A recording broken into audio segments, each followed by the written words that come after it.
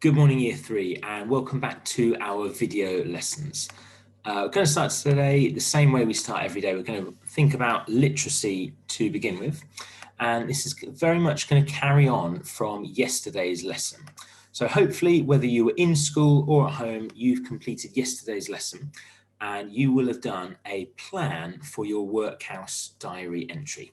If you haven't done so and you've no idea what I'm talking about, I'd recommend going back to yesterday's video and just doing that first of all, just so you're up to speed. Those of you that have got your plan, hopefully you've got that with you. So I know some of you were in school completing that and took it home to do today. Some of you were at home yesterday and now you're in school and you're going to be bringing your plan in, but hopefully you have that plan in front of you. It would have looked something like this, where we've got our 4 planned out paragraphs. Hopefully yours are a bit more detailed than mine, but you get the idea. We've got our 4 headings for sort of roughly what we want our paragraphs to be about. And we've got some of our ideas in there as well. And that's going to really help us out today. Because now that we know exactly what we want to write about, now we can really focus on the important bit, which is making it as good as possible. So for today, we're going to be writing the first 2 paragraphs. So we're not going to be speeding through the whole thing. We're going to do 2 today and 2 tomorrow. That's the plan. So today we're going to be writing that first paragraph, which is why we're in the workhouse, why we were sent there, and our kind of first impression of it. And then also our second paragraph. Now, your second paragraph might be completely different to mine. I've said that mine is going to be about the work that goes on in the workhouse. Yours might be about something different though. So don't worry if mine's a little bit different to yours. Okay, so firstly, just a bit of a recap then of what we're going to be actually including in our writing to make it as good as possible. So what writing purpose are we looking at the moment? Hopefully you remember that. It is writing to entertain. So we're trying today in our diary entry to entertain our reader, to make them interested, to describe things really well, to keep them engaged and enjoying our writing. So let's recap some of the techniques then that we've learned along the way. So some of these we've learned in this unit, some of them we've learned earlier in the year, some of them we might even have learned in year 2. Let's try to recap though. What features and techniques would we use in our writing if we are trying to entertain our reader? So pause the video here, have a quick chat about this at home, see if you can remember some of these features we are going to be using today. Okay then, so just a quick recap. We definitely will want to see some adjectives in our work. Those are describing words. Adjectives describe nouns, so it might be big or red, for example. Hopefully we can think of some even better ones than that. Maybe it'll be tremendous or dangerous. These would be really good adjectives. We're going to be using some adverbs. They're also describing words, but they describe verbs. Sometimes say in class, wouldn't it be handy if these were called adnouns and these were adverbs? And then we'd know which one was which. But yeah, adverbs describe verbs. They tell us how a verb or action was done or how it was performed. They usually end in ly, so silently, maybe creepily. We might well want to put in some similes today. So similes are where we compare something using like or as. Might be as hot as lava, something like that. We're definitely going to want to see your best vocabulary today. That means your best word choices. So making deliberate word choices, trying to entertain our reader, trying to describe things really well. I think today is going to be a really good opportunity to describe using our 5 senses. So that means not just describing what we can see, but what we can touch, taste, hear, and smell as well. And if we get those 5 senses in, if we describe our 5 senses really effectively, it's going to really help our reader kind of feel as though they're there. It's going to immerse them in our description and in the action. And as well, fronted adverbials. We've learned about these recently. I think this would be a fantastic technique to be aiming to use today. Now, some of these things would be used in many different styles or genres of writing. So for example, great vocabulary, really, we know that's not just for writing to entertain. We'd also be using that when we're writing to inform or persuade or to discuss, but it's useful for us to just to be thinking about that and having that in the back of our mind today, that we want to get some great vocabulary in there.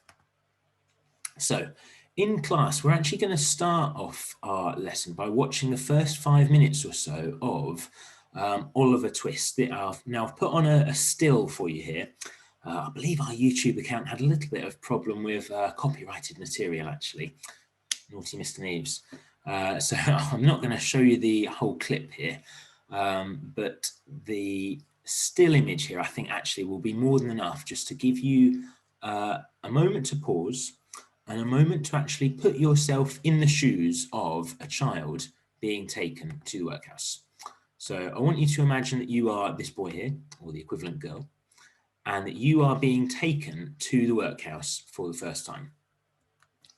Just take a moment, first of all, what can you see? There's plenty there we could describe. You might actually be already thinking about your 5 senses. So what can you hear? Are there any sort of scary or threatening noises? Possibly what you could touch, taste or smell, although there's probably a bit less of that. But just as importantly, actually, I want you to really think about what you'd be feeling inside, because I think this is a really pivotal moment, isn't it? And this would be a really significant moment in anyone's life. If you are just being taken to the workhouse for the first time, you would be feeling really, really strongly about something. So I'm sure we can describe that feeling. Okay, so let's have a look then. We've got our date and title. It's Tuesday, the 19th of January. It's our title is We Are Learning to Use Paragraphs in a Diary Entry. Because of course we learned about paragraphs on Friday, and we want to really sort of make sure we're using those effectively. And I've also just listed here, just as a bit of a reminder, really, just so we can sort of keep that at the forefront of our mind, or the back of your mind if you prefer. You know, we can have these to hand and really be thinking about these things. These would be great features to include today. I've put January 19th, 1840, because we're writing in the Victorian era. And we know, of course, we normally start a diary with Dear Diary. So that's exactly what we're going to do. Okay, so thinking back to my plan, I know my plan had, right, my first paragraph is all about my first arrival. Now, your plan hopefully will be a bit more detailed than mine is. I didn't really flesh that out, did I? But you get the idea. So I'm going to look back at my plan. I'm going to remind myself what I want to talk about. And for me, I'm going to start by actually saying how I got into this position. So I'm going to imagine that I'm writing this at the end of my first day in the workhouse, but I actually need to kind of fill my reader in a little bit more about how I got here. So I'm going to start with a nice fronted adverbial, and I'm going to say, since I last wrote a diary entry,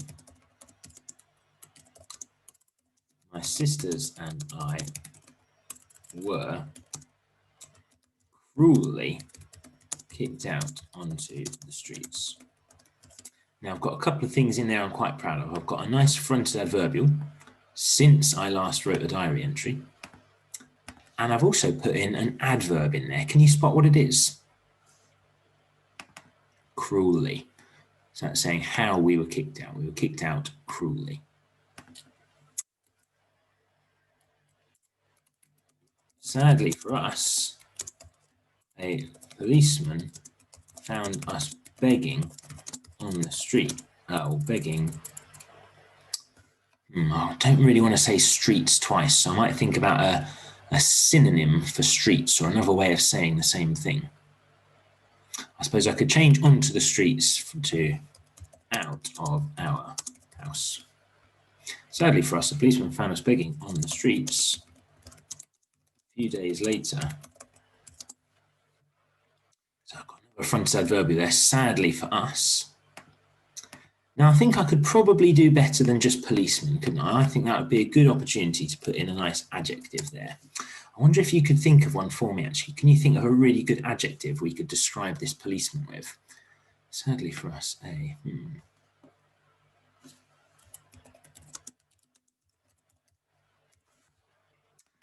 for mean and grumpy. Maybe you've got some of your own there.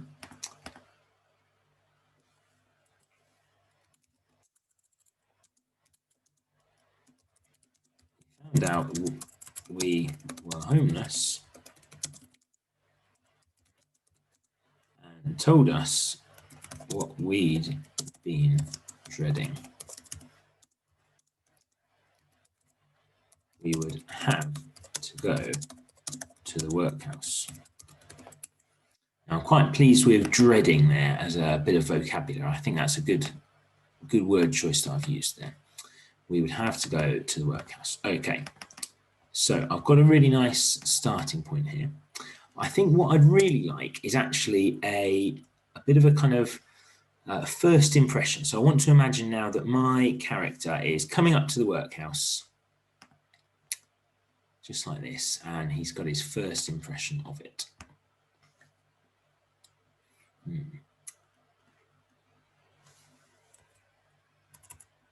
So I'm going to actually maybe sort of incorporate some of that first impression into my second paragraph on work. So I'm going to sort of make it as though I get in there and then straight away I'm put to work. So I think we know that we start a new paragraph when we get to a new time or place. And I'm going to try and kind of incorporate both of those into a good front adverbial here. So I'm going to say, when we arrived at the workhouse. Again, I've used workhouse a couple of times there. So I'm going to actually try to change workhouse there. I'm going to change that noun into a noun phrase. And I'm going to actually use a group of words to mean the same thing. When we arrived at the